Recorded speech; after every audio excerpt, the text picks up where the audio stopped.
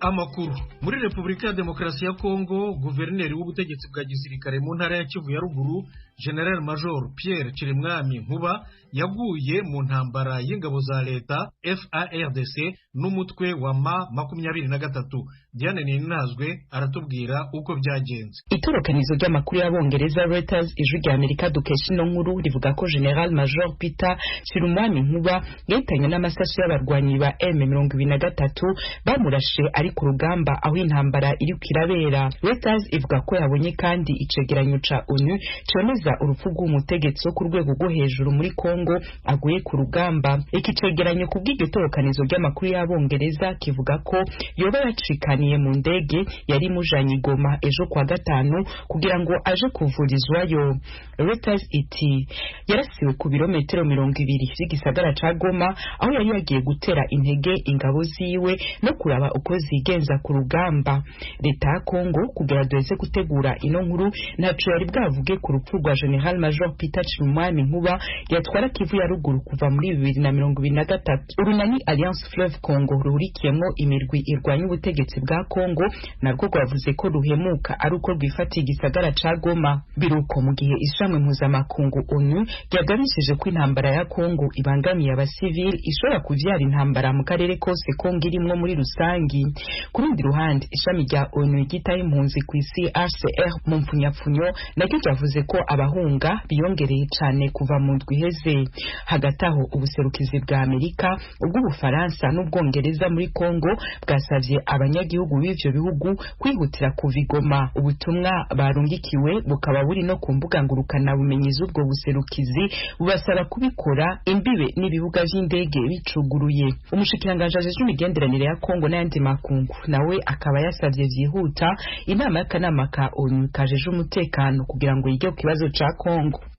Ijwi rya Amerika, imirwano hagati ya FARDC na M23 iri Isake muri teritwari ya Masisi mu burengerazuba bw'umujyi wa Goma n'Ikibumba muri teritwari ya Nyiragongo mu majyaruguru ashyira uburasirazuba bw'uyu mujyi wa Goma. Hose ni mu ntara ya Kivu ya ruguru. Jimmy Shukrande bakomera aratubwira uko byari byifashe ejo kuwa gatanu. Umwe mu masoko y'ijwi rya Amerika yemeza ko kuri uyu wa gatanu M23 yateraga ibirindiro by'ingabo za leta ifashwa n'imitwe ya Wazalendo biherereye Kanyamahoro no mu misozi ya Nditi ahasanzwe habarizwa ibirindiro bya Wazalendo. Uyu ni Claude Musavuli, umwe mu bavugira imitwe ya Wazalendo, mu kiganiro kigufi yagiranye n'ijwi rya Amerika kuri telefoni. Nibyo nabarwanyi ba M23 baduteye hari mu masaha agana igicamunsi. Muri aka gace dufite ibirindiro byinshi bya Wazalendo hamwe na FARDC. Baduteye turabasubiza kugezana n'ubu imirwano iracyakomeje. Kibumba ni hamwe n'umujyi wa Goma, ubwo baba bashaka kwinjira muri Goma. Gusa ba Wazalendo ntidushobora kubemerera. Naho mu burengerazuba bwa Goma mu gace ka Sake kw'imirwano itigeze ihagarara kuva ku munsi wo kuwa kane na n'ubu iracyakomeje. Ku mbuga nkoranyambaga uruhande rwa M23 rwemeza ko rugenzura iyo santere ya Sake, nyamara ingabo za leta FARDC nazo zikavuga ko ziyoboye aka gace kugeza ubu gafatwa n'impande zombi nk'irembo rikomeye ku mujyi wa Goma. Mu mujyi wa Goma ibisasu na za bombe by'imbunda nini nibyo bikomeje kumvikana cyane kandi byateje icyoba gikomeye mu baturage. Kuri uyu wa gatanu ibikorwa bitandukanye birimo iby'ubucuruzi wabonaga bidakorwa neza nk'ibisanzwe. Gusa muri quartier y'ubucuruzi ya Birere hazwi nko muri Centre Ville amaduka wabonaga yose afunguye, ariko za banki zo ntizigeze zifungura. Ibikorwa by'uburezi nabyo byahagaze ku buryo aho twabashije kumenya amashuri yose yaba yigenga na ya leta yiri wafunze. Naho ku mupaka uhuza umujyi wa Goma na Rubavu mu gihugu kibanyi cy'u Rwanda uzwi nka Petite Barriere, urujya n'uruza rwagaragaraga ariko ubona ko bambuka bafite ubwoba mu maso. Urugero ni Madamu Kaindo Adeline usanzwe arangurira ibicuruzwa byo mu Rwanda twavuganye agaruka ageze ku butaka bwa Kongo. Nibyo turi kwambuka neza rwose nta kibazo, ariko birimo kubera iwacu nibyo birimo kudutera ubwoba cyane iyo turimo kwambuka tujya mu Rwanda. Ubu turambuka imiryango yacu igasigara yibaza nimba tugaruka batahunze. Nkanjye ukora ubucuruzi urabona ntabwo nshobora kwicara nubwo bimeze bityo. Kuri iyi nshuro icyo dusaba ubuyobozi ni ukudufasha bukarangiza intambara tugasubira mu buzima busanzwe.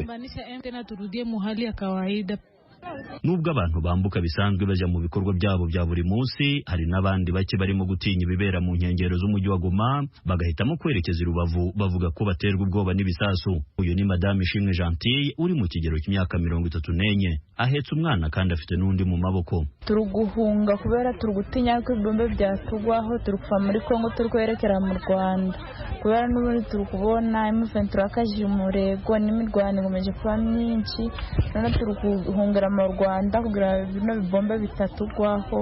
Niyo mpamvu muri kutubona gutya abantu benshi hano muri Goma twese zitangiye kugira ubwoba, babo twese twagize ubwoba bwinshi cyane hejuru y'izi mirwano. Undi twavuganye ahangaha ni Chanceline Irakiza, nawe ni umuturage wo mu mujyi wa Goma. Ubu ngubu turi guhunga bitewe n'abantu benshi bagize ubwoba bitewe n'amabomba ari kugenda avuga akuha abantu umutima. Turi guhungira mu Rwanda kugira ngo turebe niba twarokora ubuzima bwacu, turi kugira ngo turebe niba twarokora ubuzima bwacu. Hariho abamaze gukuka imitima, bamwe bageze hariho abari kuri batajyamye.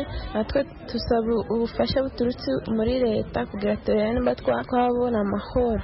Uretse kuba ibi ari byo twiboneye n'amaso yacu, nta nzego za leta habe zishinzwe ibyinjira n'ibisohoka binyuze kuri uyu mupaka zagize icyo zitangaza. Nubwo bimeze bityo, inzego za gisirikare zitandukanye zikomeje kumvisha ko ingabo za leta n'iza SADC bafatanyije zidashobora kwemerera umutwe wa M23 kwinjira mu mujyi wa Goma. Jimmy Shukrani Bakomera, Ijwi rya Amerika, Igoma. Iyi ntambara ya M23 na FARDC mu ntara ya Kivu ya ruguru yatangiye kugira ingaruka ku banyarwanda bambutse ibicuruzwa hagati y'umujyi wa Gisenyi mu karere ka Rubavu mu Rwanda n'uwa Goma muri Repubulika ya Demokarasi ya Kongo. Eric Bagirubusa yanyarukiye Rubavu kureba uko bimeze. Ukigera ku mupaka muto uhuza u Rwanda na Repubulika ya Demokarasi ya Kongo, bihita biboneka ko muri iki gihe hari impinduka mu buryo bugaragara. Aha ku Gisenyi hari hasanzwe harangwa n'urujya n'uruza rw'abantu benshi, ubu bamwe barigunze kubera kubura ibyo gukora. Abahakorera bari batunzwe no kwambutsa ibicuruzwa babivana mu Rwanda babyerekeza mu mujyi wa Goma muri Repubulika ya Demokarasi ya Kongo. Uyu mubyeyi ukorera hano ku Gisenyi yaganiriye n'Ijwi rya Amerika. Akazi kanze gute? Kubera ko hano iri soko rikorana na Kongo, ni isoko ryambukiranya umupaka. Noneho ibicuruzwa byo muri iri soko byose bijya muri Kongo. Kujya muri Kongo no kuvuga ngo ibyagezeyo ntibyagurishijwe. Inzira bavuga ko M23 yamaze gufunga inzira z'amazi, igafunga inzira z'imodoka. Abacuruzi bari kubona abo muri Kongo uko bapakira ibintu, babyuriza indege, babyuriza ubwato, babyuriza imodoka. Yego ni ukuvuga ngo n'akazi ka hano kahagaze. Abantu bagabanutse, nta n'abagiyeyo, ni bake cyane. Nta n'abagiyeyo, abantu bagiye muri Kongo cyane ni abarangije y'ibintu, abandi bashoboye kubijyana ni ababihereza umukongomani uri gukorera hafi aho ngaho, ariko bitagira izindi taransiporo we bisaba wa mukongomani. Ntabwo bamufite se? Ubwoba ntabwo twabugura, ariko nibura aba bwinshi kubera yuko nakubwiye ko kuva nta bakongomani baratwimenaho, nta bwoba dufite. Aha ku Gisenyi Ijwi rya Amerika yakunze kubona abasore n'abagabo bambaye amasarubeti bigaragara ko ari ay'akazi baryamye kuri sima basinziriye. Twabaganiriza bakavuga ko impamvu ari ukubura icyo gukora. Ijwi rya Amerika kandi yaganiriye na bamwe mu bagerageza kwambutsa ibicuruzwa muri Kongo, bakatubwira ko bigoye ko babigeze i Goma kubera ikibazo cy'umutekano muke. Uyu musaza Rwiyamirira yari yatwaye y'ibitunguru by'umucuruzi ku igare ry'amapine 3. Twakubitaniye mu mupaka yinjira mu Rwanda. Abantu bararutana, iyo nabwo bagomgira, ariko nguyu ndabwo mubwira ngo je igatido kilo giki wajeye. Hari n'abantu bari kuvuga baba agere kuri Afrika hariya mu mugi bagatinya, ariko profita kubera iki tukujya gupakurira hafi tukagaruka. Benshi bari gutinya b'Abanyarwanda. Hari ingaruka mwiza muhura nazo hakurya? Zirabo ingaruka. Nguyu yambaye isarubeti yo mu Rwanda, yagerayo ukabona bavuza uri wowe yazarwande, bakamufata bakamwaka ibye. Ijwi rya Amerika ryabonye abadamu 4 b'Abanyekongo ahagana saa 8 n'igice. Bari bambutse batashye iwabo i Goma. aba bagore byumvikana ko bashobora kuba bazi gutera urwenya. Twababajije niba ntabwo babafite ku mutekano muke uri iwabo. Mu majwi yuje ugutebya n'ibitwenge mu Giswahili kivangavanze n'Igifaransa bati turisha bizoea tu ninyi bapromoteri mukisema viache vitayacha mukisema viendelee vitayendelea. Ni nko kuvuga ngo twarabimenyereye nimwe bangira abayazana muvuze ngo bihagarare byahagarara kandi muvuze ngo bikomeze byakomeza.